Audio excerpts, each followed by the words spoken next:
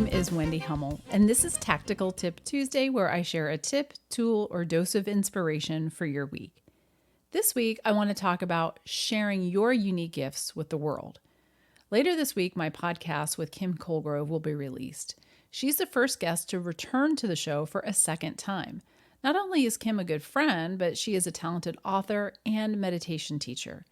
She is re-releasing her book, Mindfulness for Warriors, with some really cool updates. And if you tune into the episode later this week, you can hear all about it. The inspiration for today's episode came last week as I was preparing to teach a monthly restorative yoga class. Finding meaning in our lives has been a quest many of us have been on throughout our lives. I first became interested in the concept of purpose during my yoga training. Although not an exact translation, the yogis call this dharma. Simply put, it means that each of us are put on this earth for a reason or for some particular work. We are unique, and the desire for the work has been put into every one of our hearts. It's our duty to listen, and it's our duty to discover what that is. Now, the path to figuring all this out isn't easy, it's messy, and much too complicated to address in this short episode.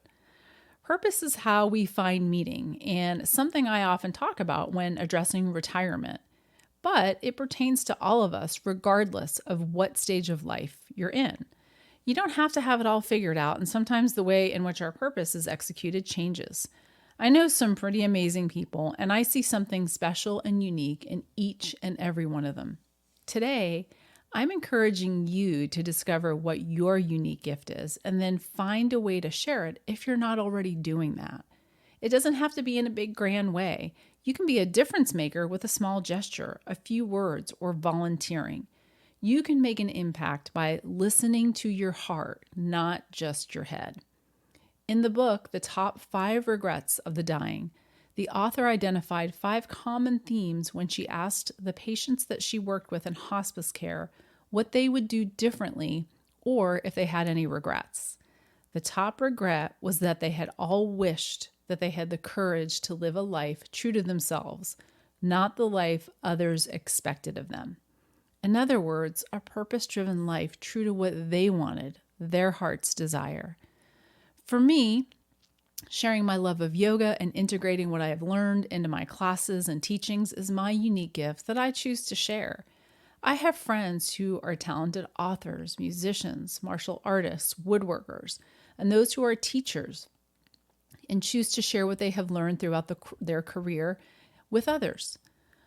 What you share is yours to decide. It's very personal. It can be a creative hobby, an interest, or a special skill set that you acquired during your career, like in leadership or a crime scene or peer support. It doesn't have to be tied to your professional role, but it can be. As you will hear in the upcoming podcast with Kim Colegrove, she's chosen to share her unique gift of teaching mindfulness and meditation to first responders. What are you going to share? If you'd like to explore this further and feel maybe a little stuck, here are 3 self-inquiry or journaling prompts to get you started, and you can also access them in the show notes. Number 1, how do you spend your time as an adult, and what activities make you lose track of time? What lights you up? Number 2, how did you spend time as a child?